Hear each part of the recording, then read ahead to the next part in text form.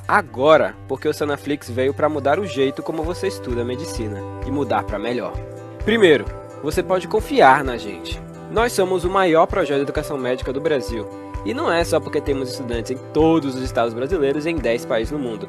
Nem porque tem estudantes de medicina em mais de 300 faculdades do Brasil usando o Sanaflix. É porque temos uma equipe de mais de 150 pessoas trabalhando para melhorar a qualidade do seu estudo e a maneira como ele chega até você. Nós nascemos da vontade de revolucionar a maneira como você tem acesso à educação médica.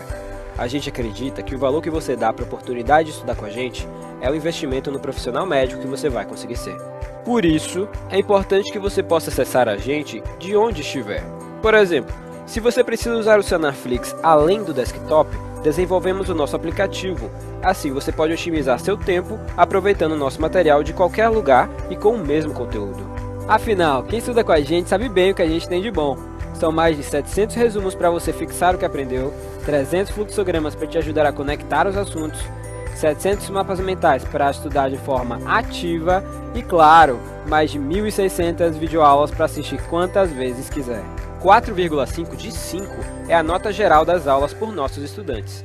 Elas são dinâmicas e objetivas e estão sempre melhores. Temos uma preocupação especial em aperfeiçoar a metodologia e a didática da nossa equipe de professores padrão USP. Eu acredito no Sanaflix e eu invisto meu tempo na preparação das aulas porque eu lembro de mim. Quando eu estava no 4º ano, eu tinha a disciplina da reumatologia que era muito difícil, eu quase bombei. Eu fico pensando, se eu tivesse a Aline para me explicar artrite reumatoide, com certeza aquela prova teria sido bem mais fácil. Quando eu comecei a entrar na área do ensino, eu ficava maravilhado, velho, eu consigo impactar positivamente na vida de diversas pessoas de uma vez só. O número de pessoas que eu estou impactando, velho, que eu estou ensinando e capacitando eles para que eles vão e na extremidade lá possam ajudar as pessoas e melhorar, sabe? E fazer um atendimento adequado, fazer um atendimento bem feito. Isso é sensacional, velho. Isso é muito reconfortante. Estudar medicina não pode ser caro, tem que ser fácil. Aproveite nossos planos e assine agora. A partir de R$19,50 por mês você pode ter acesso a todo o conteúdo sem restrições. E se você ficou ainda na dúvida e quer fazer um teste, fique à vontade. Experimente o Sanaflix por 7 dias agora.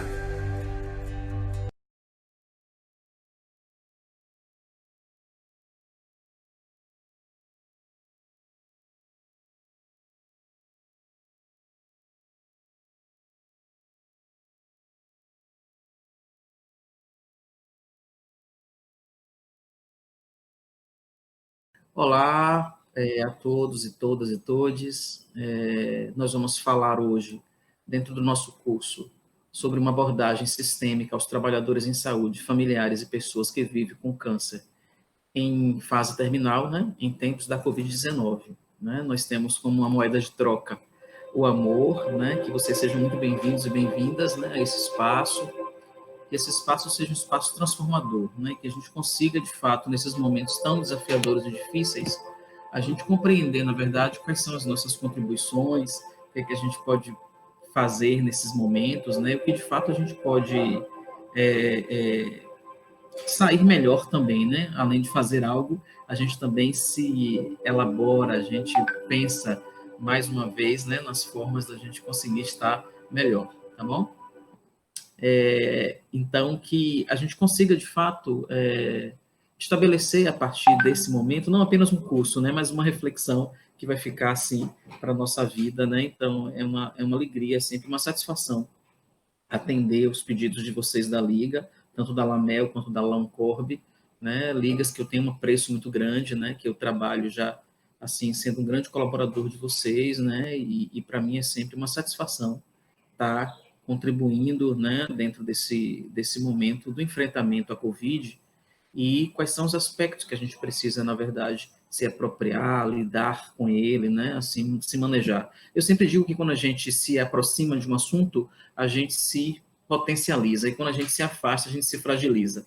Então, esse é o momento da gente estar se convidando a gente se aproximar mesmo do assunto, né, e discutir, mesmo que sejam assuntos nevrálgicos, dolorosos, desconfortáveis, mas a gente precisa sim lidar com isso, tá bom? Seja muito bem-vindo, se aconchegue aí em sua casa, né, de uma maneira adequada para que você aproveite o máximo esse nosso encontro. Eu sou focalizador desse momento, né? Alguns podem não me conhecer, mas eu sou professor Jorge Mariani, eu sou pós-doutor em práticas integrativas e eu trabalho durante a minha trajetória como um professor de patologia. Eu sou professor de patologia associado, né, da Universidade Federal do Recôncavo da Bahia e também sou professor permanente do programa de pós-graduação em pesquisa clínica e translacional da Fiocruz, né? Tenho como formação um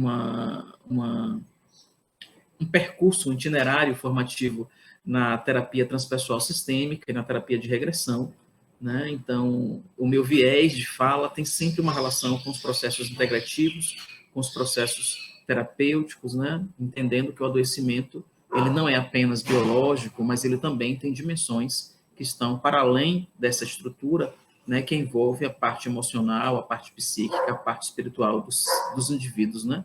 Dos sujeitos que portam uma comorbidade. Quando a gente está falando, né, de pacientes oncológicos, a gente pensa realmente de uma doença crônica, né, de uma doença que pode ser curável, mas de uma doença que é intermeada por manifestações muito sistêmicas, né, assim, do medo, de um desconforto, de um tratamento muito agressivo, de abordagens realmente que são ainda médico-centradas, hospitalocêntricas, e que a gente vai progressivamente potencializando uma equipe multiprofissional para ter um olhar mais amplo para acolher essa pessoa. A pessoa que vive com câncer é realmente uma pessoa que passa por muitas demandas, e essas demandas, né, quando são adicionadas a outras morbidades, isso piora mais ainda. A gente tem uma relação interfamiliar muito complexa e que a gente precisa também, assim, olhar com atenção para esse eixo da família. E os trabalhadores que estão dentro do manejo clínico para essa doença, né, lidando com os familiares, lidando também com os doentes, precisam de uma atenção, porque é realmente uma doença que tem uma morbimortalidade da dependência do tipo de câncer que você está falando elevado. Isso vai requerer que a gente lide com essas situações. No momento atual, a gente está fazendo algumas perguntas norteadoras para guiar o nosso pensamento, né, que é como lidar com os pacientes oncológicos e familiares com relação ao diagnóstico, né, de uma doença terminal, abrangendo o contexto da pandemia da Covid-19. Então, realmente é algo complexo, né? A oncologia já é complexa por si só, e aí, somado ao advento de um vírus, né, de um coronavírus, que vai desenvolver uma doença, que é a Covid, né, e que a gente não tem, na verdade, um manejo muito claro de como realizar, isso vai gerar realmente um desconforto muito grande, né? Nesse contexto, a gente compreende que todas as experiências que a gente passa, elas de fato estão nos convidando para uma reflexão e um melhoramento, né? É como se nessa imagem aí a gente visse uma criança e que progressivamente ela vai se transformando em uma pessoa adulta, ela começa ali a passar por um processo de elaboração pessoal muito analítico, né? Muito sistemático, utilizando mais o hemisfério cerebral esquerdo, e ao chegar no final da sua trajetória, olha para trás e vê como foi a sua vida, como foi essa sua existência, o que foi que ela conseguiu aprender, entendendo que a gente está aprendendo sempre. A gente aprende de todos os lados e a gente aprende até pelos dissabores, pelos desafetos, pelas doenças. Porém, às vezes acontecem coisas muito inesperadas, né? E essas coisas inesperadas vão requerer da gente uma capacidade maior de aprendizado, e é justamente pensando sobre isso que a gente vem trazendo, né, essas abordagens, né, das significâncias do que realmente está acontecendo nesse momento, né? A Covid-19, ela tem realmente um caráter pandêmico, então é um processo de adoecimento, né, grave, né, secundário à infecção por um coronavírus, né? Isso aconteceu justamente como epicentro em Wuhan, que foi em 2019, né, logo no finalzinho do ano, e o Brasil começa a ter uma presença e uma consciência de que esse vírus estava aqui logo no começo do ano, né? Então a gente, logo no março de 2020, a gente começa a ter o entendimento da gravidade disso e progressivamente a gente vai vendo, né, essa curva sendo progressivamente ampliada, não reconhecendo nenhum limite geográfico e se espalhando por todo o planeta e no Brasil, por todo o Brasil, né? Então, comunidades indígenas, comunidades quilombolas. Então, a gente está vendo que não tem fronteira que consiga segurar esse vírus, e isso traz para a gente muitas preocupações, né? Quando a gente olha, né, em um retrospecto breve, a gente verifica que o epicentro de contaminação veio da província de Wuhan, ali em novembro de 2019, onde a gente teve 80 mil infectados, 3 mil mortes, Logo no janeiro de 2020, a OMS, ela compreende que referia-se a uma doença denominada COVID, né, Coronavirus Infectious Disease, ficou 19 porque foi vista lá em 2019. No 30 de janeiro, se compreende que é uma epidemia de uma emergência de saúde pública que tem interesse internacional, né, e desloca o epicentro para as Américas, né? Então, nesse momento, a gente vê que os Estados Unidos é realmente o primeiro ambiente, né, o primeiro epicentro da Covid-19, e o Brasil está em segundo lugar nesse ranking, aonde sendo um dos lugares, né, que mais mata pela Covid, né? Então, imagine como a gente está tensionado, né, e preocupado com esse momento e com essa constatação, sendo o segundo lugar que mais mata, né, pela Covid, né, sendo aqui neste país. Um país continental, um país que tem muitas especificidades geográficas e que esse vírus vai adentrando e que tem uma demanda de saúde muito grande, né, de pessoas com muitas doenças crônicas não transmissíveis, né, de pessoas que têm ainda uma dificuldade muito grande de acesso há um cuidado com a sua saúde preventiva e a saneamento básico, e mesmo tendo um sistema único de saúde potente, a gente ainda vive muitas iniquidades, onde as pessoas não têm acesso à saúde, isso é o que nos preocupa. Então, somado a toda essa problemática, se a gente pensa que essa pessoa porta a mão com patologia, como eu falei, doença grave, doença que pode, na verdade, fragilizar imunologicamente esse indivíduo, na presença de um coronavírus, isso realmente torna-se um problema muito grande, né? Às vezes, essas iniquidades em saúde, onde a gente vem de uma assimetria social muito grande no país, faz com que muitas pessoas elas vivam uma condição de mistanásia. A mistanásia é quando é um processo, né, complexo, que é quando a pessoa não tem acesso à saúde. Às vezes não tem acesso à saúde porque não tem, né, um médico com habilidade de lidar, né, com essa dimensão de adoecimento.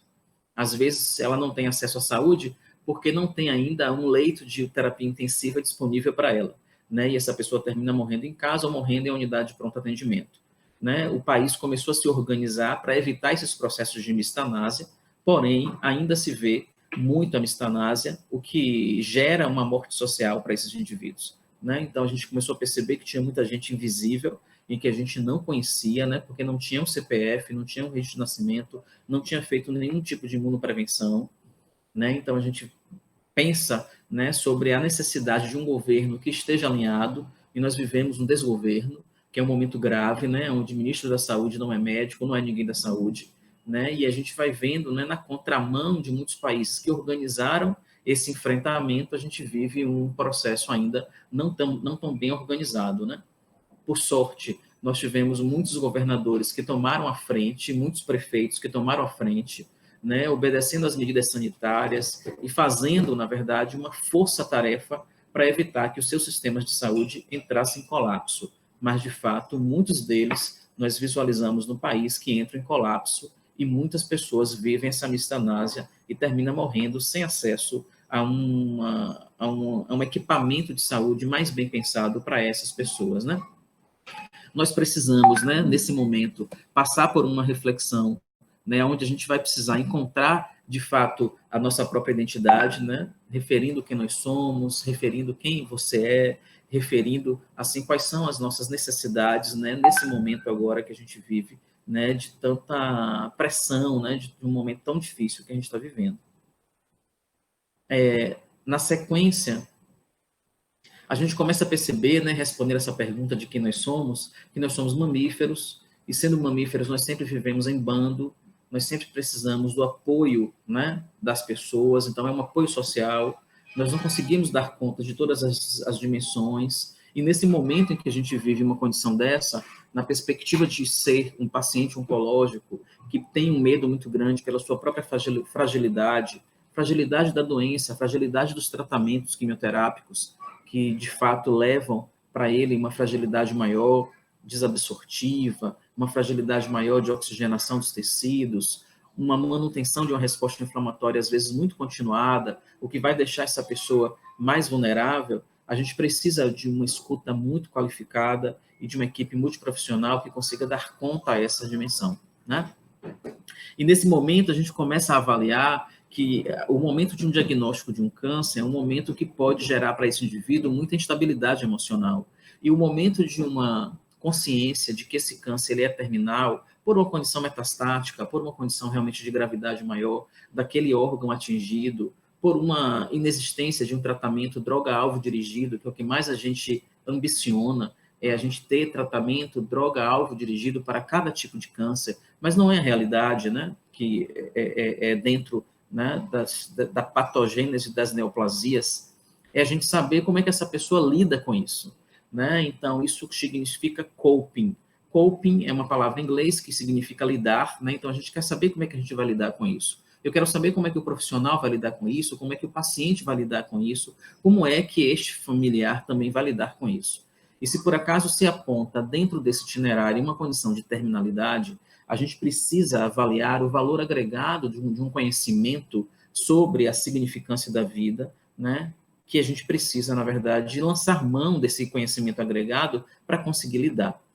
Nas condições de terminalidade, a gente precisa muito, assim, deixar a pessoa ancorada dentro de algumas diretrizes. E uma diretriz muito importante na condição de terminalidade, quando se constata realmente que tem uma terminalidade, né, pelos exames de imagem, pelos marcadores, né, bioquímicos, pela condição clínica deste indivíduo, e a gente percebe que ele está em condição terminal, a gente precisa lançar mão dos cuidados paliativos para esse indivíduo, mantendo a dignidade dele, né, até o momento em que ele estiver entre nós, e a gente vai ter que estabelecer as diretrizes antecipadas de vontade, né, que são as DAVs, para que essa pessoa ela tenha um conforto mais social, no sentido de organizar mais as suas questões, né, das simples coisas, as coisas mais complexas. É muito importante no momento em que esse indivíduo está em processo de pré-morte, que ele tenha algumas diretrizes atendidas por esse familiar, por esses profissionais, em que a gente vai permitir com que ele tenha uma ambiência de diálogo, que ele converse sobre o que ele quer falar,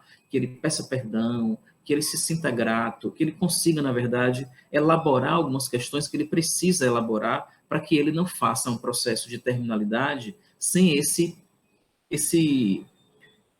fator, sem esse elemento ser tocado, ser conversado sobre esses assuntos. Às vezes a pessoa ela tem tantas demandas internas e a gente precisa, para além das condições farmacológicas, quimioterápicas, né, radioterápicas, do tratamento, dar uma escuta qualificada para essas dimensões.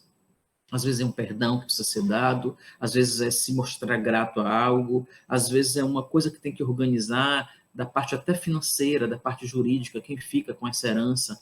Nesse processo de terminalidade, é um processo de ajuste. E nós precisamos, sim, fazer com que essa pessoa que está vivendo essa condição ajuste isso, elabore isso, que a gente dê um suporte à família, para que a família também ela saiba lidar com essa dimensão, né, e minimize todos os efeitos, né? Isso vai fazer com que o luto seja melhor bem vivido se as coisas previamente forem organizadas. As doenças crônicas, elas permitem com que isso aconteça. As doenças agudas, não, né? Então, um paciente que morre de violência, um paciente que morre, né, por uma condição, né, aguda de um infarto, de uma doença cerebrovascular, de um acidente encefálico, esse paciente ele não vai ter nenhuma condição de passar por esses processos organizativos, do ponto de vista emocional, do ponto de vista jurídico, do ponto de vista, né, assim, das trivialidades que a sua vida tem, né? E a doença crônica não, a doença crônica a gente começa a dar uma organizada, então a gente tem, na verdade, a possibilidade de fazer isso.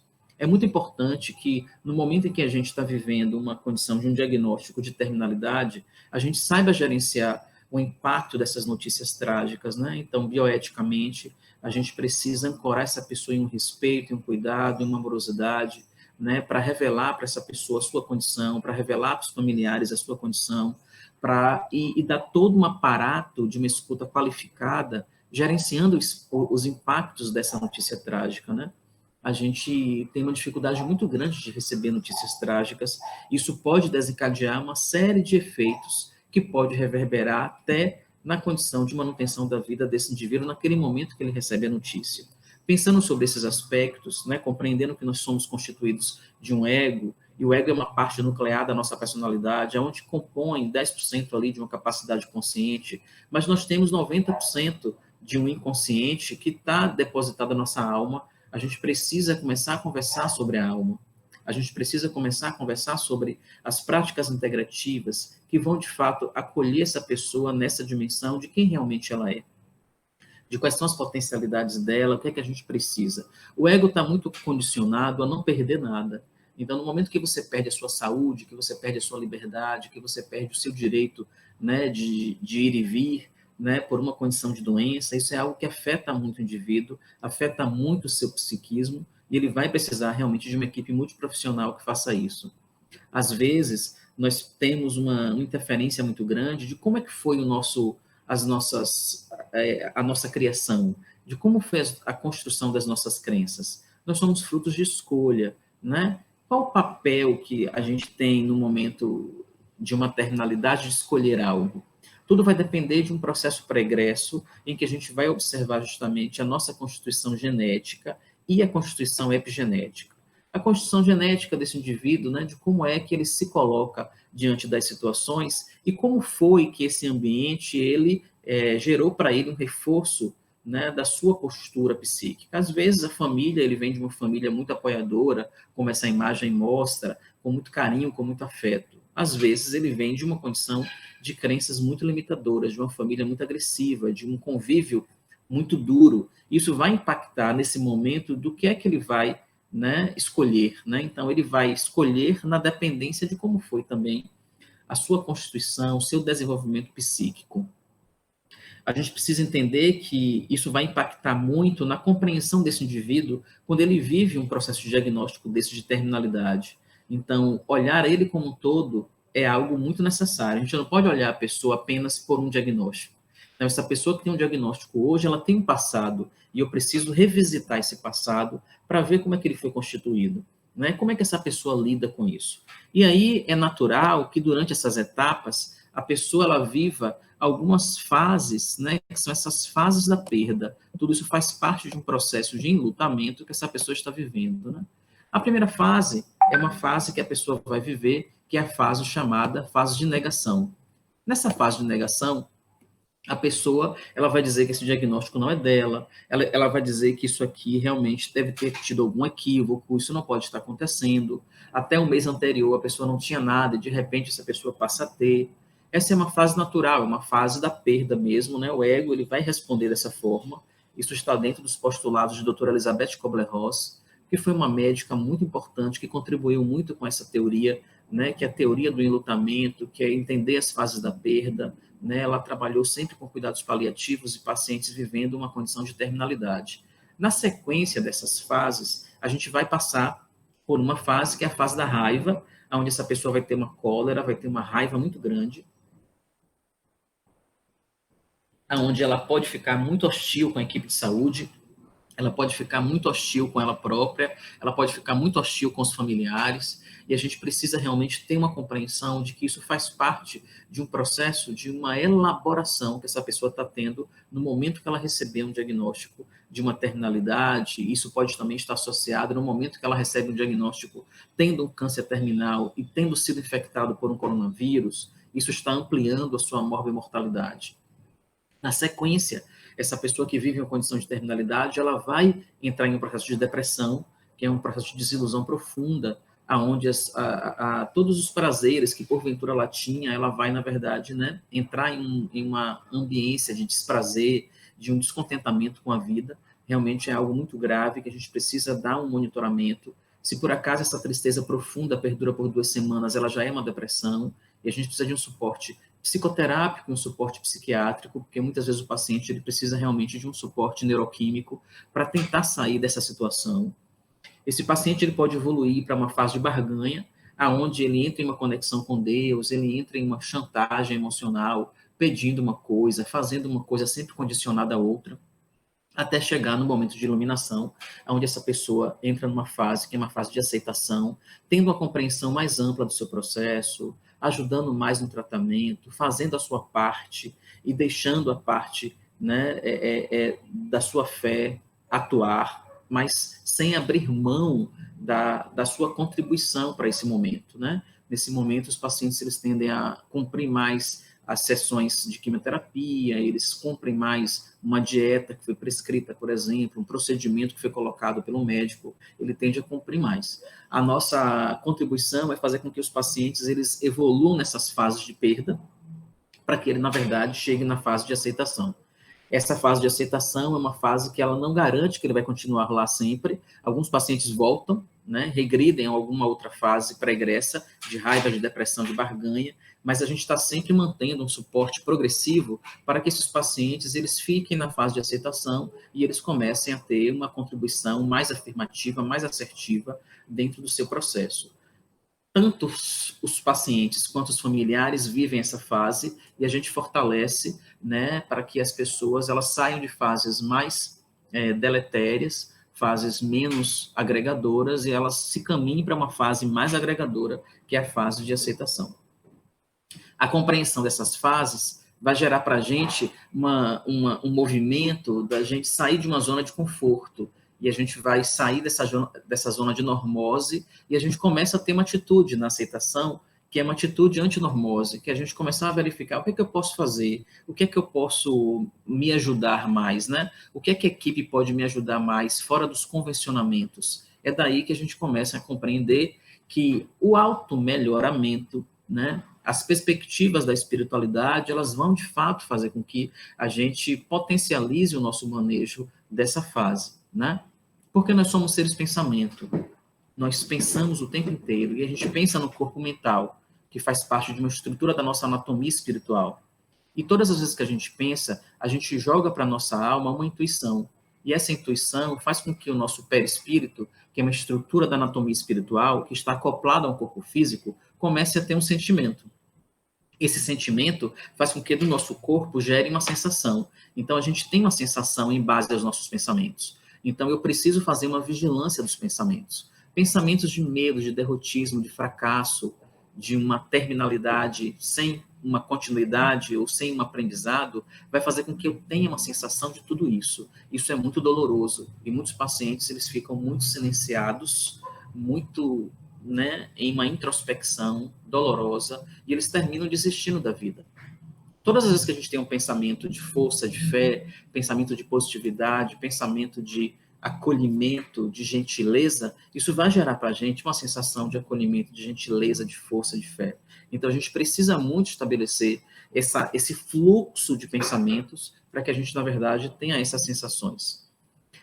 Às vezes, esse processo de morbidade por terminalidade está gerando na gente um aprendizado a contrapelo. Né? Esse é um termo que está dizendo que o pelo ele nasce fisiologicamente de dentro para fora e o aprendizado a contrapelo ele está acontecendo de fora para dentro. É um aprendizado que acontece de algo, de alguma notícia que aconteceu aí fora, que foi justamente esse diagnóstico e que fez com que a gente fosse tomado, né, de repente, por uma situação dessa tão grave, e a gente precisa, na verdade, tirar os melhores aprendizados. Esses aprendizados, eles estão muito relacionados, né, a que tipo de sintonia emocional a gente vai ter. A gente tem emoções primárias, e essas emoções primárias, elas serão sintonizadas. Então, tudo vai depender realmente de como é que está essa minha condição de conhecimento e essa minha condição de auto-melhoramento para ver onde é que eu vou ficar. De fato, uma notícia dessa trágica, de uma condição de terminalidade, vai fazer que o nosso sistema límbico ative algumas emoções. Às vezes, uma emoção primária de raiva, onde a gente tem, na verdade, uma congestão muito grande no nosso coração, uma congestão muito grande na cabeça, uma congestão muito grande nos braços, uma força de uma raiva, às vezes explosiva e colérica.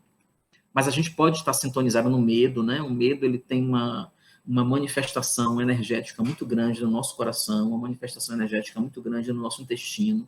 Isso pode alterar a nossa via intestinal, fazendo quadros de diarreia ou fazendo quadros de prisão de ventre. A gente pode ficar com muito nojo da gente, com muito nojo do que está acontecendo, né? Isso vai gerar, na verdade, uma energia muito forte na cor amarela, que está situado mais na nossa garganta. E a gente pode ter uma tristeza, né? Uma tristeza, né, por esse diagnóstico, por essa condição. Isso faz com que a gente tenha uma constricção muito grande no coração, nos olhos, os nossos membros inferiores e superiores ficam completamente gelados, onde a gente perde a nossa mobilidade, né? A gente pode ter uma surpresa, né, por esse diagnóstico, e a surpresa também imobiliza os nossos membros inferiores, a surpresa gera uma congestão muito forte no nosso coração, na nossa cabeça, onde a gente não tem condição de compreender aquilo de maneira com lucidez, ou a gente pode negar ficando completamente neutro. E na neutralidade é como se nada disso estivesse acontecendo, e são posturas emocionais inadequadas. A postura emocional mais adequada para a gente é a felicidade. E como a gente vai ficar feliz com o diagnóstico de uma doença oncológica, né? É muito difícil, mas a gente tem que ficar feliz pelo que a gente agregou. Feliz pela família, feliz pelas conquistas, feliz pela possibilidade de ter vivido uma série de coisas, e a gente feliz pela possibilidade de dar uma dignidade a essa pessoa. A emoção de felicidade é uma emoção que faz com que uma energia muito forte, que vai da cabeça até os pés, tome nosso corpo. Então a gente precisa fazer uma sintonização em emoções, em uma emoção mais adequada, e desintonizar das emoções que são mais deletérias, né, para esse momento atual. Então, o profissional de saúde, a família e o paciente precisa, sim, manter uma noção, né, de como é que ele vai sintonizar essa sua emoção, evitando, assim, o máximo a sintonização nessas emoções primárias negativas.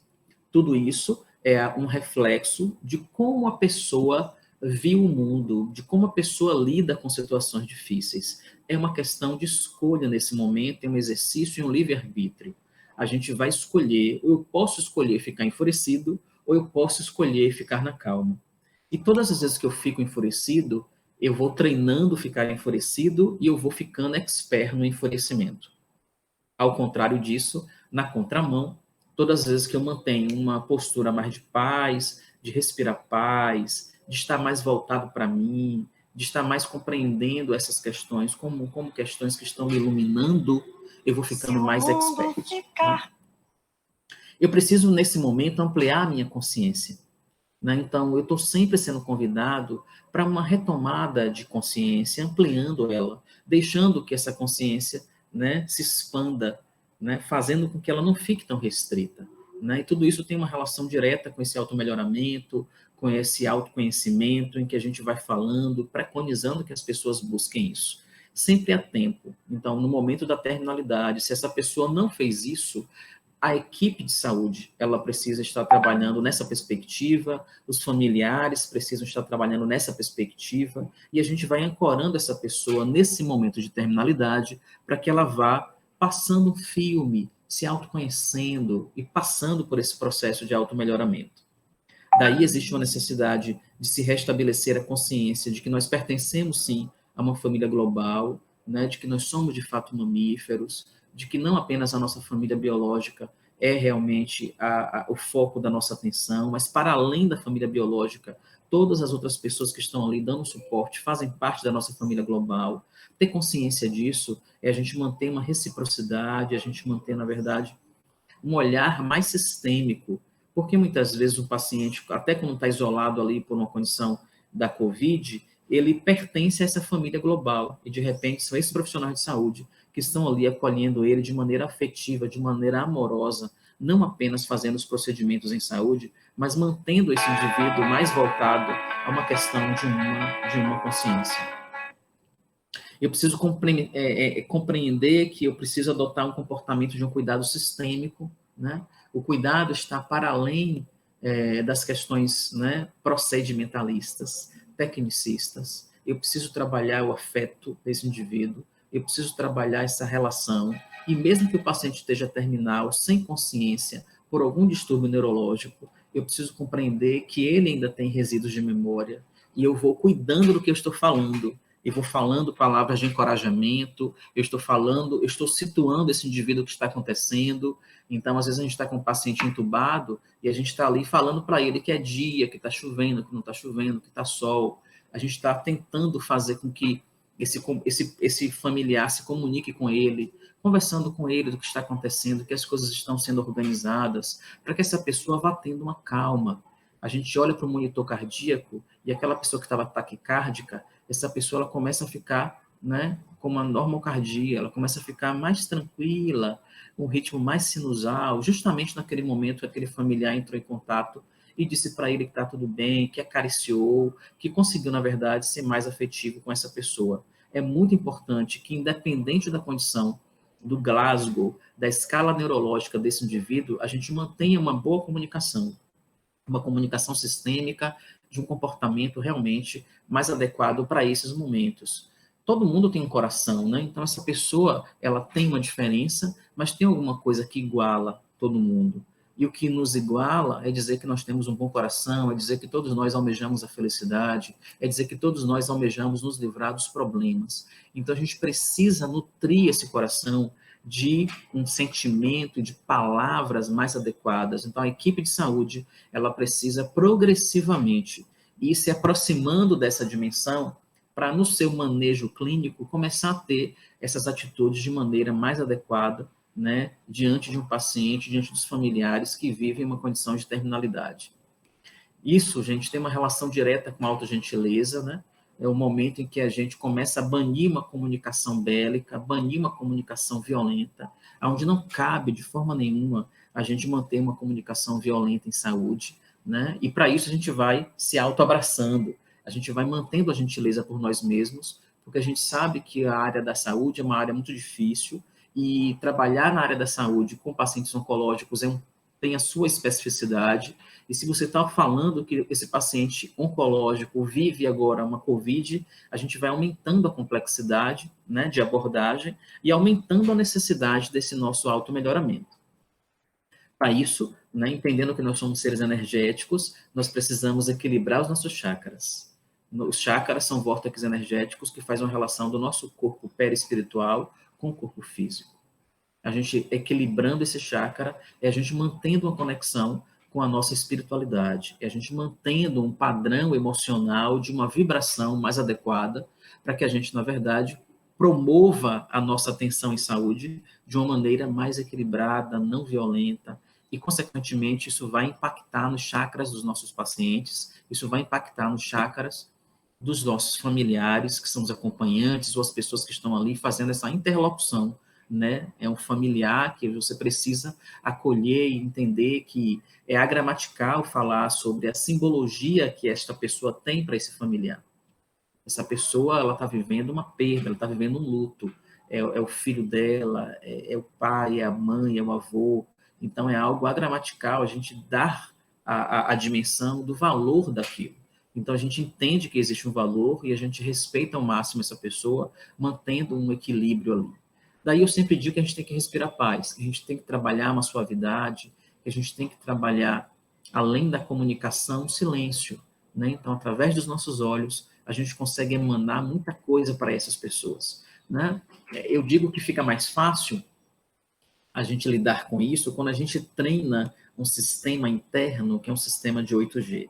E a gente trabalhar a nossa gentileza, né? Sendo muito gentil nas nossas colocações, que a gente trabalhar a nossa gratidão, sendo muito grato com tudo isso que a gente está vivendo, ou pela oportunidade de estar ali ainda acolhendo essa pessoa, mesmo nessa condição, da gente trabalhar essa nossa generosidade, né? Da gente sempre partilhar algo a mais para as pessoas que estão vivendo ali nesse momento. E a gente trabalhar essa nossa garra, que é justamente uma capacidade que a gente tem de superar entendendo, de superar aceitando.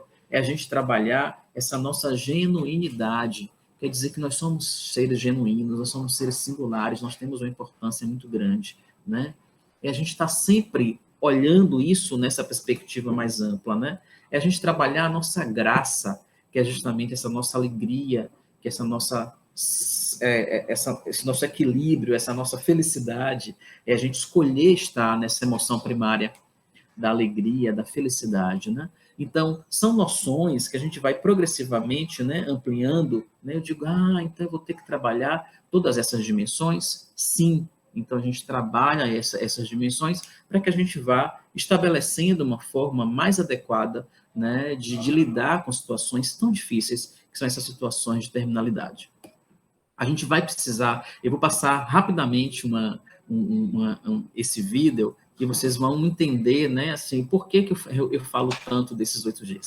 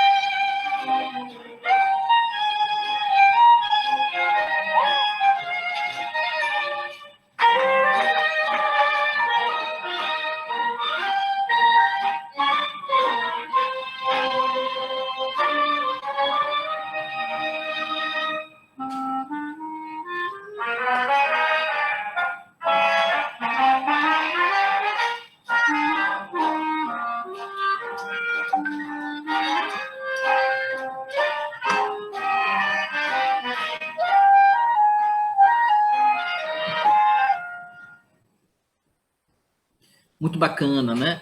Esse vídeo, ele mostra, assim, como a gente, aprimorando esses 8Gs, a gente vai progressivamente, assim, lidando com isso com mais facilidade, que é um coping, né? Que é como você lida, né? Então, eu falei da gentileza, eu falei da gratidão, eu falei da generosidade, eu falei da graça, eu falei da garra, eu falei da genuinidade e da nossa genialidade, como ele foi genial, né? Em ter esse tipo de criação, de como fazer com que aquela outra personagem tirasse as mãos do bolso e começasse a pensar, né, sobre essa possibilidade de acolher mais as pessoas. Isso mostra uma grandeza.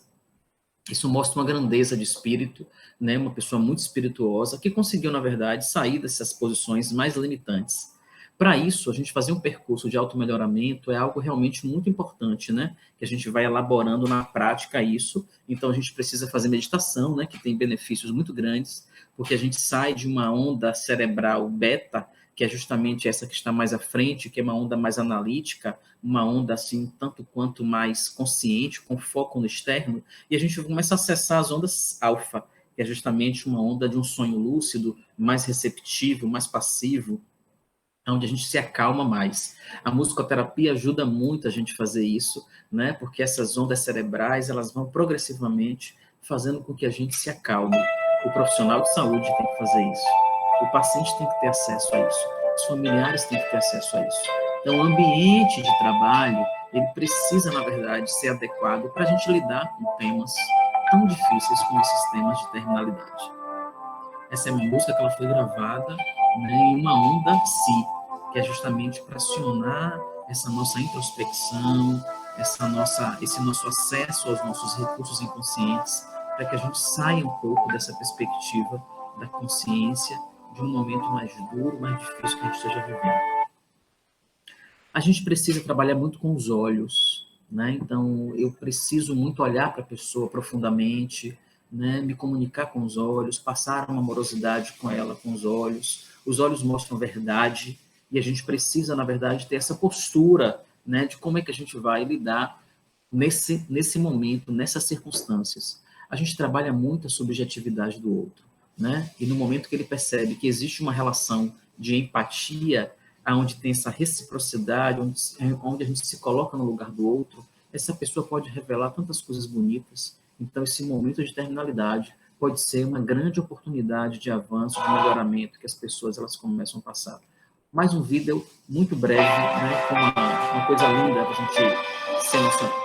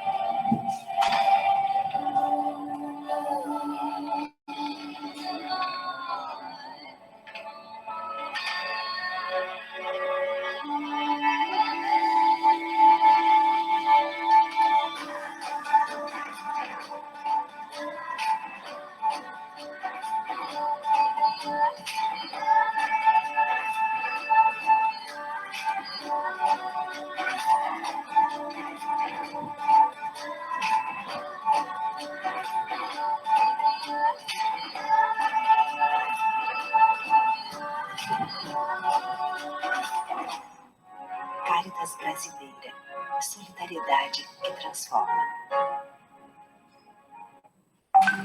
No momento em que a gente está nesse percurso, né, sendo convidado, né, durante condições tão difíceis, por um diagnóstico de câncer, por um diagnóstico de uma terminalidade, por um diagnóstico de uma comorbidade, né, com uma condição da Covid, onde a gente está ampliando a morbimortalidade desse indivíduo, tudo isso está mostrando para a gente a necessidade da gente se expandir. A gente se expande quando a gente começa a ter uma postura mais solidária. Então, é muito importante que a gente trabalhe a solidariedade, né? Nesse lindo vídeo do Cáritas Brasil, onde você está refazendo a sua dramaturgia pessoal. onde você está, na verdade, né, promovendo, né, outros fazeres dentro das suas formatações de vida. Né, e que uma formatação muito tecnicista, biologicista, ela realmente vai ser limitada.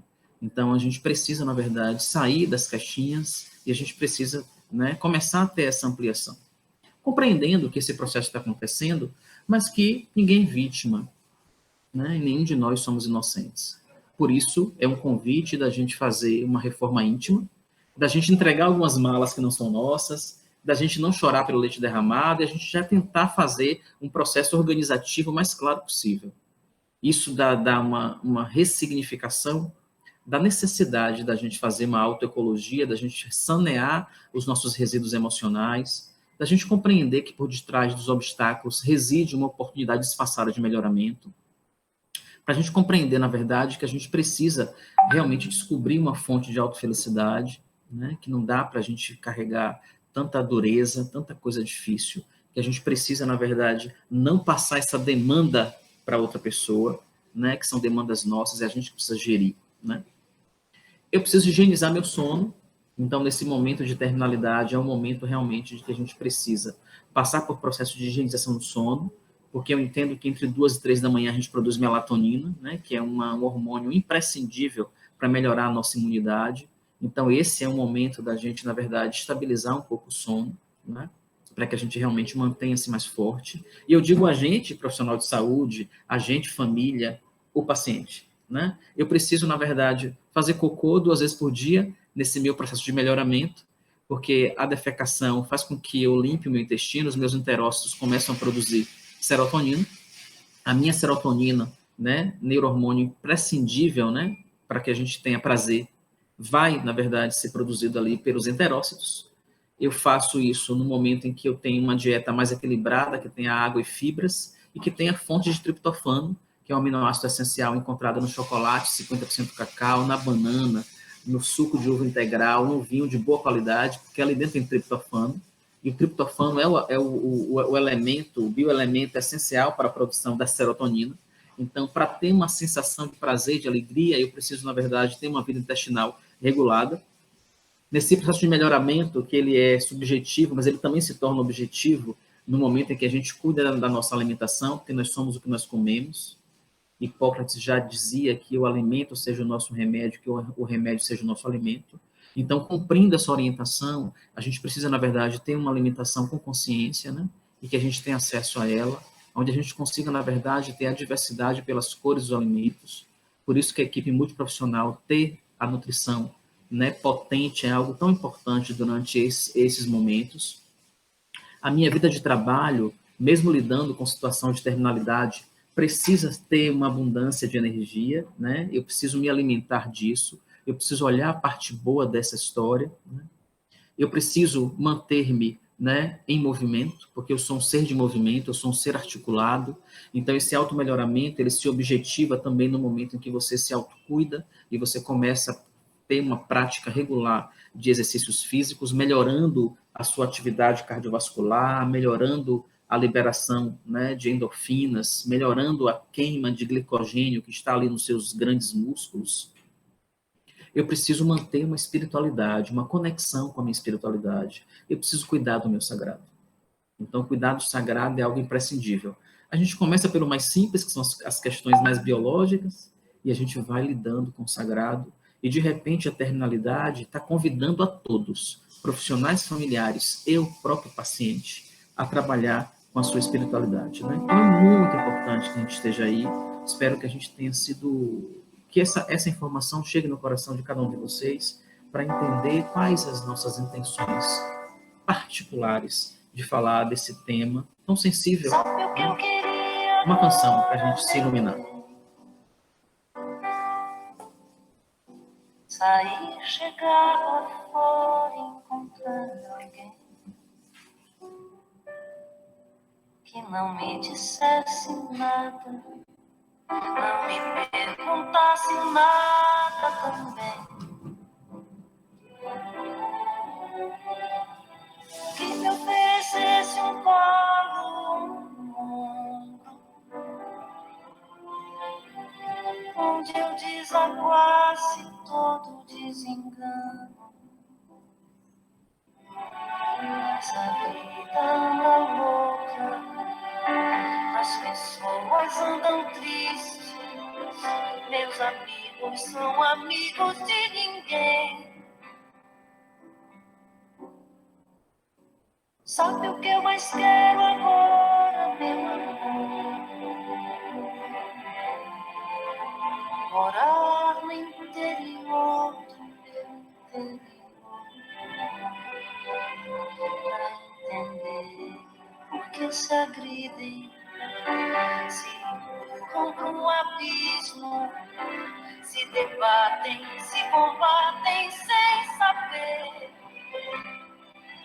Meu amor, deixa eu chorar até cansar, me leve pra qualquer lugar aonde Deus possa me ouvir.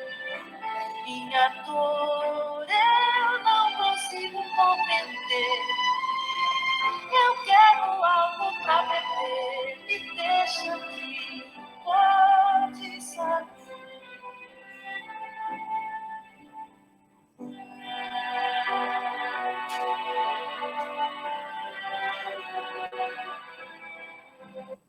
Onde Deus possa me ouvir, de Vanderly, na interpretação de Leila Pinheiro.